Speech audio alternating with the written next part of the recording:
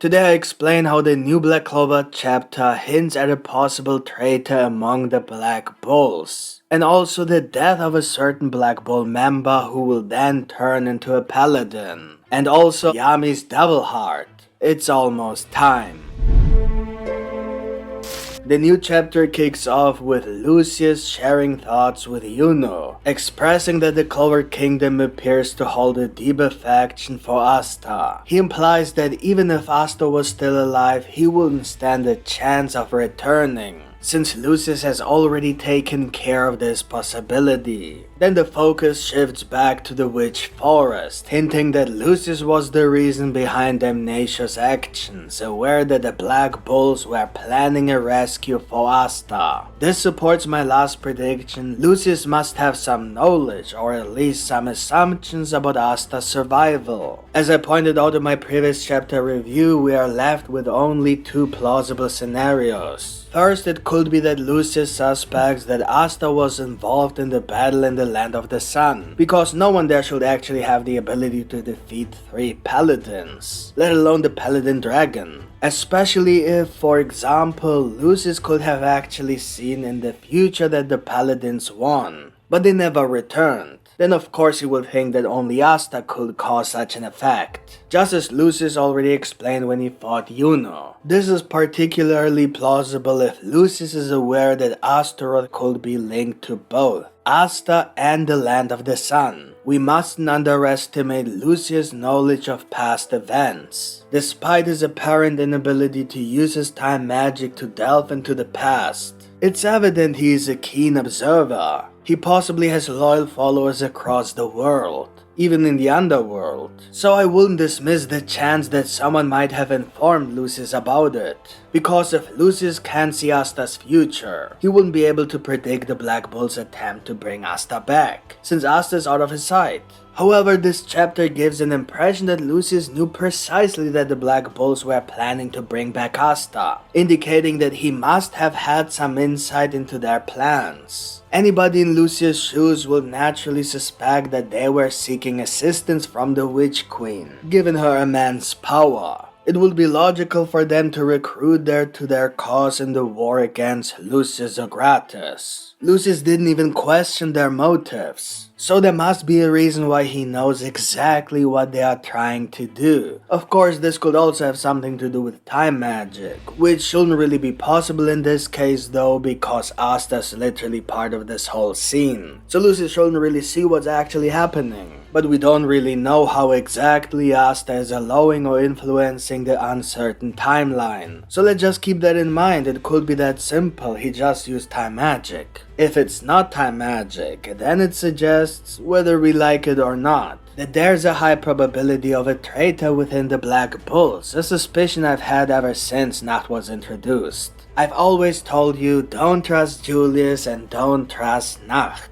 Well, we have seen how the Julius theory turned out. Nacht has always been suspicious, driven by the desire to bring his brother Morgan back to life, because of his guilt and his desire to take revenge by destroying all the devils. This is exactly what's unfolding. Morgan was resurrected and all the devils are being replaced by paladins. There are numerous other clues. For instance, he didn't rescue Yami in time when he could have done so using his magic. He never said a word about the devils all these years. He didn't warn anyone or train Asta until the very last moment despite having enough time. He even claimed that being the Black Bull's vice captain was just a means to achieve his goal, but he never specified what that goal was. His mission was revenge, because Lucifugus killed Morgan. But defeating Lucifero wouldn't fulfill that goal. It doesn't add up. However, as things stand, Lucifugus was forced to sacrifice his own soul to resurrect Morgan. So everything is unfolding just as I theorized.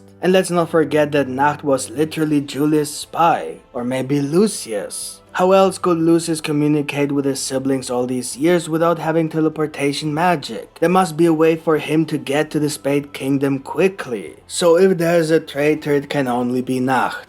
Anyway, back to the chapter. We're in the Witch Forest where Damnatio and the Paladin Angels are launching an assault on the witches and the Black Bulls. What catches my attention is Damnatio's statement about preventing the future of this devil that threatens their plan. We're not really sure which devil he's referring to. Of course it could be Asta, but technically Asta isn't a devil. But maybe he's referring to Asta and Liebe as one entity, as he did in court before the time skip. This is in line with his character, and given that paladins aren't truly possessed and retain their memories, personalities, and behavior, it's plausible that he's referring to Asta and Liebe together as one devil, Asta the devil. However, this could be exactly what Tabata wants us to think. We all know Tabata enjoys his foreshadowing. Many of his foreshadowings are disguised as red herrings. A red herring is a technique in literature where the author leads us to believe something is true when in reality, it's a distraction from the actual foreshadowing. For instance, we might assume he's talking about Asta while overlooking the fact that everyone believes Asta is dead. Yet here we have Damnatio speaking as if the devil he's referring to is definitely alive. Even Lucius isn't so sure about that, so how can Damnatio know? Maybe there's someone in the Witch Forest who is a devil or has ties with a devil. We know that Nacht has connections with several devils, but I don't think he's that significant, especially if he's the traitor. A massive plot twist would be if the Witch Queen has a pact with a devil. The scene then shifts back to the Clover Kingdom battlefield, where Yami's up against Morgan.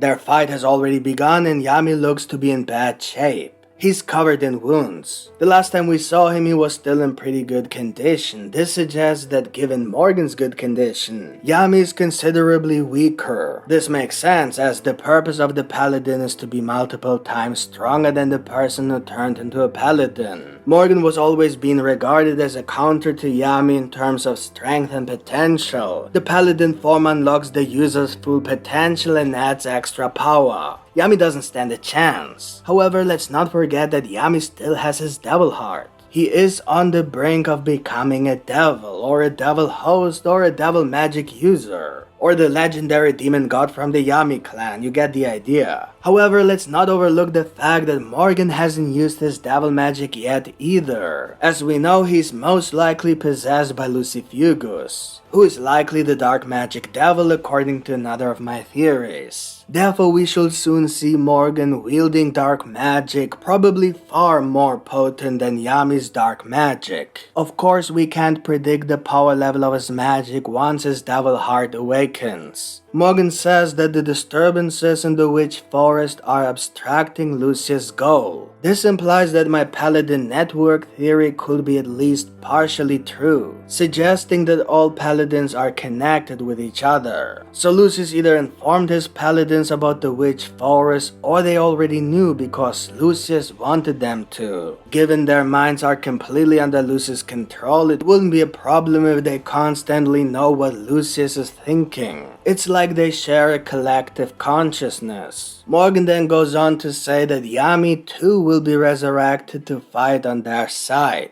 This reminds us that anyone could die, lending weight to my zombie apocalypse theory, where the paladins aim to cause as many deaths as possible. That's because upon death, they are revived as paladins. I predict Jack will be the first, followed by a battle between Jack, Morgan, and Yami. And I believe this is the moment Yami's devil heart will awaken, just as he's about to die. Speaking of the potential death of characters, let's remember that even if someone passes away, it's likely they will be granted a second life by the end of the series. That's because their soul haven't left their bodies and their bodies are real. So no artificial body. This theory opens up the possibility of a Black Bull's death. If that's the case, I'm confident that it won't be just one of them. Now here's a wild observation. When I examined the final page of the new chapter, I noticed Charmy's clothes. She's dressed precisely as a paladin would be, wearing a fluffy white overall. Charmy has always had similar clothing, but you've got to admit that it looks like Tabata has altered her outfit to resemble the paladins. Even more astonishing is that she changed her clothes just before the war started.